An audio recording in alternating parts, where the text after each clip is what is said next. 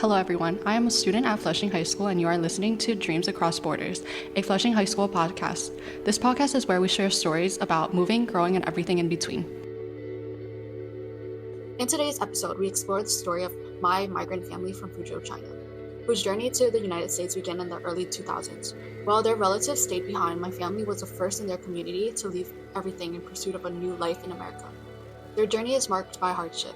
The first family member to migrate, my grandfather, had to borrow a significant sum of money to cover the cost of his passage, taking a risky leap by leaving behind my grandmother and my father in China.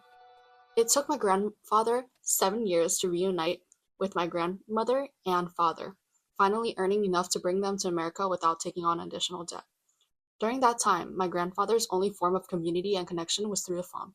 Nearly 3 decades have passed since the entire family arrived in Chinatown, Manhattan, and in that time, they've navigated the complexities of American society while holding tightly to their cultural roots.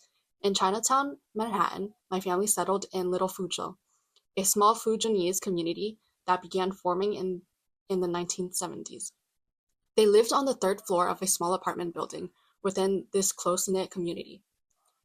My family's primary motivations for moving to America was driven by the pursuit of upward mobility, seeking to escape the harsh conditions and limited opportunities in China, where their original livelihoods were confined to fishing. Their path wasn't a straightforward one.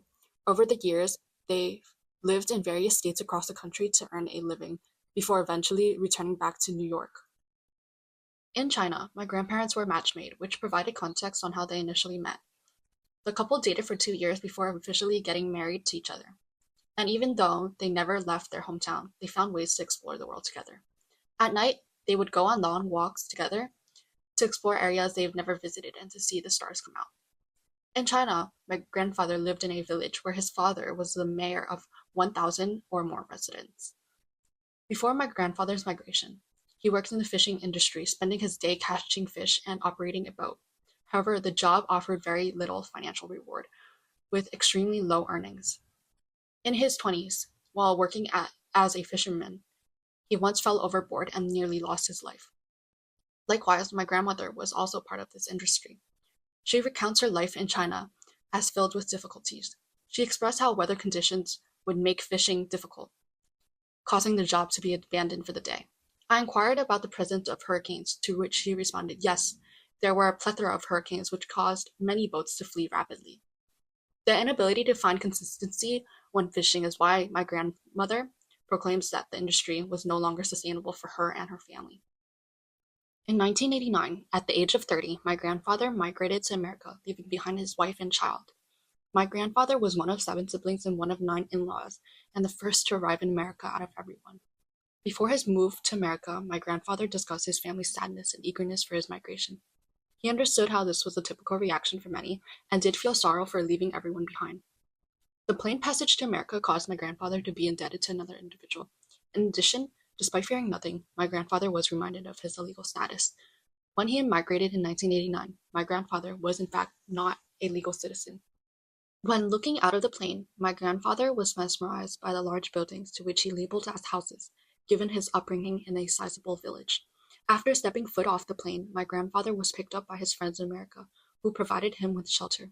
During this time, my grandfather lived in a Fujianese community in Chinatown, where he fit in due to the community's primary language. To help my grandfather adjust better, his friends introduced occasional hangouts in their homes and explored the city with him before he secured a job in a Chinese restaurant. In the restaurant, my grandfather would do miscellaneous work, from cutting vegetables to preparing meals for customers. Besides working in a Chinese restaurant, my grandfather also worked in an American restaurant as well, despite speaking close to no English. In this job, he worked by cleaning dishes. I inquired about his reasonings for switching jobs and where he found the opportunity, to which he stated, I was able to earn more money in this restaurant as opposed to a Chinese restaurant. My friends also referred me to work in this location. In China, my grandmother stopped working to raise her son.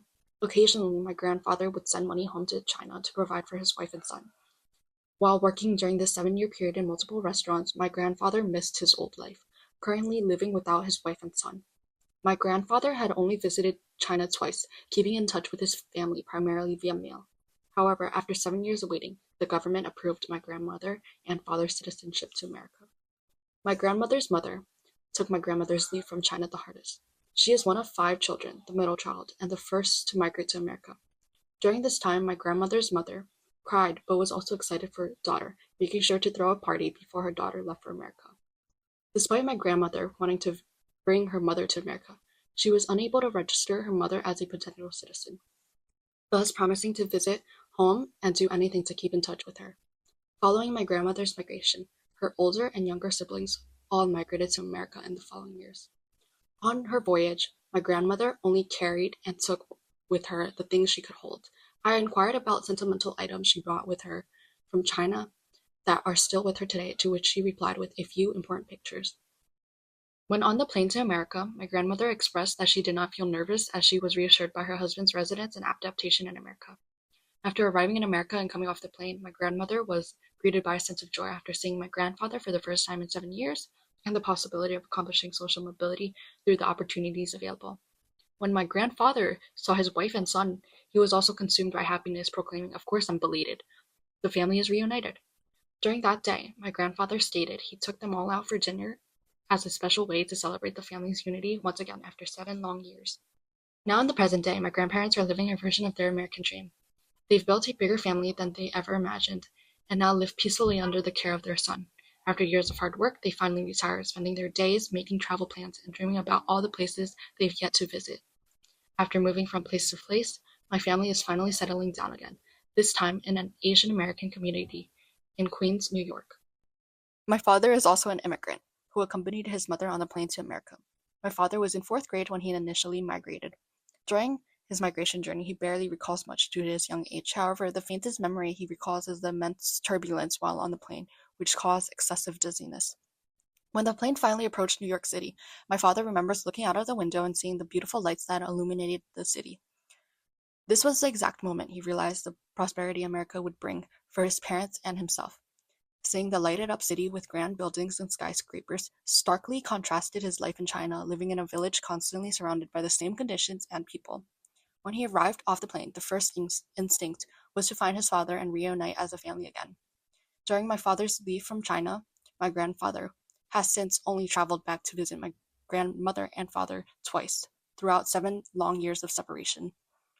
The reunion of my family when my father and grandmother arrived in America permitted the family to embrace one another. In Chinatown, Manhattan, my family resided in a small apartment complex. My father recalls living with his father's friends in a tight bedroom fitting 6 people. My father proceeds to compare his experience to military-styled bunk rooms. At school in the United States, my father was starting 5th grade when he was enrolled in ESL. My father had a difficult time learning English, stating that it took him about 5 years to learn the basics of the language. Even as an adult, he voiced his struggles to read longer words or form complex sentences. In school, he was able to fit in despite his struggles of learning English. In fact, during this time, he met his lifelong best friend after sharing the commonality of a native language.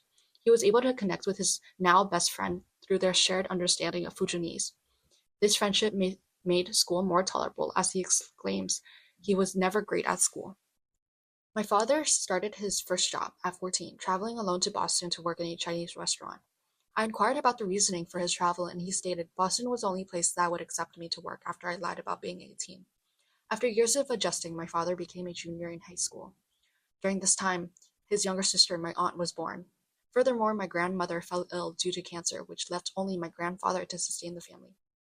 My father, during this time, made a tough decision to drop out of school during his rising senior year to start working at a Chinese restaurant.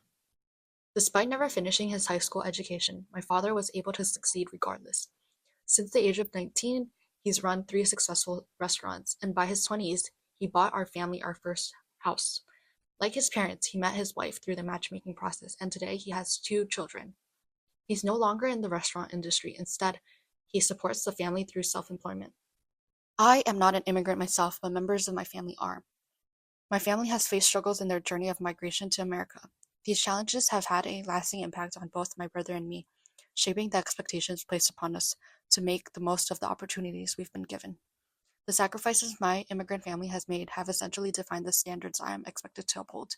Like many Asian American children, I contribute to my family by working in my parents' Chinese restaurant, was raised by my grandparents, and was expected to excel academically. These expectations are common in many immigrant households, but through this research project, I've gained a deeper insight on where they originate. Listening to their stories was eye-opening. It gave me a clearer picture of the harsh realities immigrants endure, often setting aside their own dreams so their children and grandchildren can achieve theirs. My relationship with my family is also a reflection of the ongoing transmission of culture and language, showing how these factors are preserved across generations, even when families arrive with very little in their hands. The life I live today is built upon years of blood, sweat, and tears my family has invested in pursuit of a better future.